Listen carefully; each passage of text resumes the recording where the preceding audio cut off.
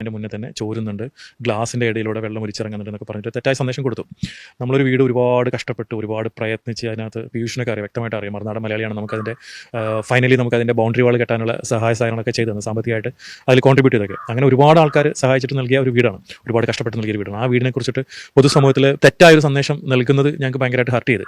അപ്പോൾ അതുകൊണ്ട് നമ്മളെന്താ വെച്ചാൽ തീർച്ചയായിട്ടും നമ്മളെ കൂടുതലുള്ള ആൾക്കാർ മുന്നേ തന്നെ പറയാറുണ്ടായിരുന്നു അത് തെറ്റായൊരു തീരുമാനമായി പോയി എന്ന് പറയുന്നത്. പക്ഷേ നമ്മളത് അക്സെപ്റ്റ് ചെയ്തിരുന്നില്ല. കാരണം എന്താ വെച്ചാൽ നമ്മൾ ആ വീട് നൽകിയത് കൊല്ലം സുധിയുടെ 2 മക്കൾക്ക് വേണ്ടിയിട്ടാണ്.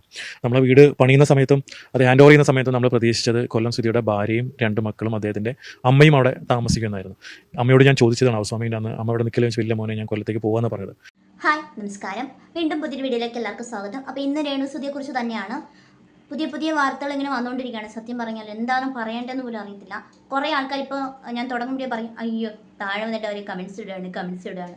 അപ്പോൾ ഞാൻ പറയുന്നത് എന്താണെന്ന് വെച്ചാൽ രേണുസുധിയെ കുറിച്ച് തന്നെയാണ്. എന്തെന്ന് വെച്ചാൽ ഈ അല്പന ഐശ്വര്യം കിട്ടുമ്പോൾ അടുത്ത രാത്രി കൊട പിടിക്കുമെന്ന് പറയുന്ന കേട്ടില്ലേ, അതേപോലെ തന്നെയാണ് ആ ഒരു ദാനം നൽകിയ വീടിനെ കുറിച്ച് ഈ നിറയെ കുറ്റങ്ങളും കുറവുകളും സമൂഹ മാധ്യമങ്ങളിൽ വന്ന് പ്രചരിപ്പിക്കുകയും ആ ഒരു വ്യക്തിയെ അപമാനിക്കുന്ന രീതിയിൽ അപകീർത്തിപ്പെടുത്തുകയും ഒക്കെ ചെയ്ത ഒരു രേണുസുധിക്ക് തിരിച്ചടിയായിരിക്കുകയാണ്. എന്തായാലും ആ വീട് ഇനി രേണുസുധി കിട്ടുമെന്ന് തോന്നുന്നില്ല. രേണുസുധി ആ വീട്ടിൽ നിന്ന് ഇറങ്ങേണ്ടി വരും.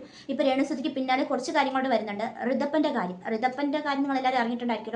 കൊല്ലം സുധിയുടെ 2 മക്കൾക്ക് താമസിക്കാനാണ് ആ ഒരു വീട് കൊടുത്തിട്ടുണ്ടായിരുന്നത്. ആ ഒരു വീട്ടിൽ ഇപ്പം പൊതുവെ നിലവിൽ താമസിക്കുന്നത് ഈ രേണുസുധിയുടെ വീട്ടുകാരാണ്. സത്യം പറഞ്ഞാൽ ദുരിതാശ്വാസ ക്യാമ്പിനെക്കാട്ടിലും ഗതികെട്ട രീതിയിലാണ് ആ ഒരു വീട് കിടക്കുന്നത്. അദ്ദേഹം ആ ഒരു വീടിൻ്റെ അവസ്ഥ ഇപ്പോൾ ആ ഒരു വീഡിയോ, മറുനാടൻ വീഡിയോയിൽ കൊടുത്തിട്ടുണ്ട്. അദ്ദേഹം പറയുന്നുണ്ട് ഇങ്ങനെയാണ് ആ ഒരു വീട് കൊടുത്ത സമയത്ത് എങ്ങനെയായിരുന്നെന്നും. ഇപ്പോൾ ഉള്ള വീഡിയോ നിങ്ങൾ കണ്ടിട്ടുണ്ടായിരിക്കും. ഋതപ്പൻ ഓരോ റൂം കാണിച്ചു കൊടുക്കുന്നത്.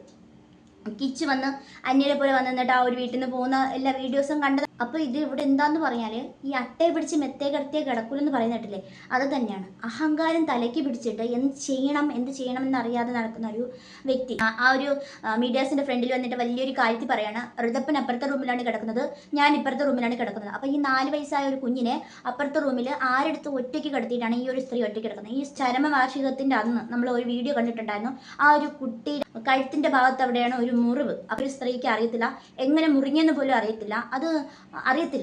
എന്നോ കയറി വന്ന സ്വന്തം മകനെ, ഏതോ അന്യൻ്റെ മകനെ കാണാൻ വന്ന കണക്കാണ് ആ ഒരു കുഞ്ഞിനെ. ബാക്കിയുള്ളൊരു മക്കളെയൊക്കെ പിടിച്ച് ഉമ്മയൊക്കെ കൊടുക്കുന്നുണ്ട്. സ്വന്തം മകനെ നോക്കാനോ അതിൻ്റെ കൂടെ കുറച്ച് സമയം ചിലവഴിക്കാനോ അതിനെ കൊണ്ടൊന്ന് പുറത്തേക്ക് കൊണ്ടുപോകാനോ അതിനൊന്നും സമയമില്ല.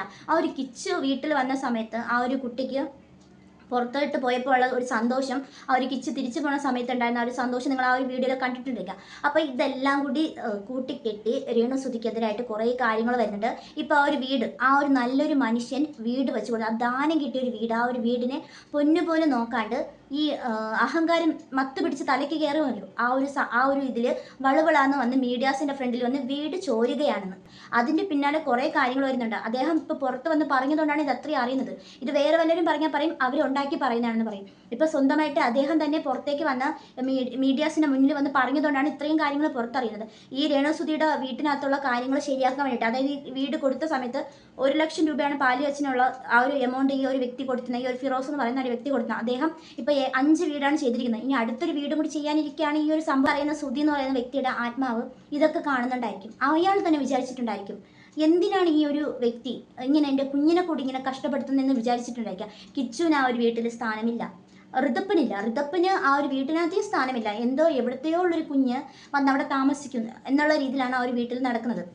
എന്തായാലും ഈ വീട് താമസിയാതെ ഇനി ഒന്നുമില്ലാത്തൊരവസ്ഥയിലേക്ക് പോവുകയാണ്. മാത്രം ദ്രോഹത്തിനാണ് ഈ ഒരു വ്യക്തി ചെയ്തിരിക്കുന്നത്. ഇവർക്ക് വേണ്ടെങ്കിൽ വേണ്ട, ഇവർക്കല്ലല്ലോ ആ ഒരു വീട് കൊടുത്തേക്കുന്നത്. വീട്ടിനകത്തുള്ള കാര്യങ്ങൾ പോലും ഇവർക്ക് ചെയ്യാൻ വയ്യ. ഇത്രയും ഷൂട്ടിന് എന്തുമാത്രം പൈസ ഇട്ടുണ്ട്.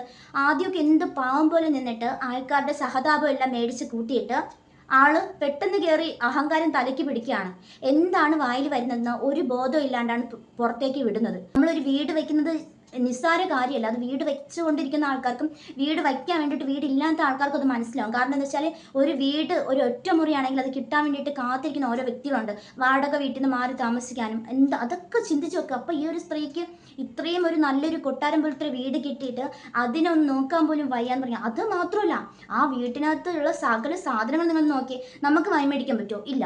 ആ ഒരു വീട് വെച്ച് കൊടുത്ത ആ ഒരു നല്ലൊരു മനുഷ്യൻ്റെ അടുത്തും കളിച്ചത് അവർ മാറിപ്പോയി. അവർക്ക് കളി മാറിപ്പോയ സ്ഥലമായിരുന്നു അത്.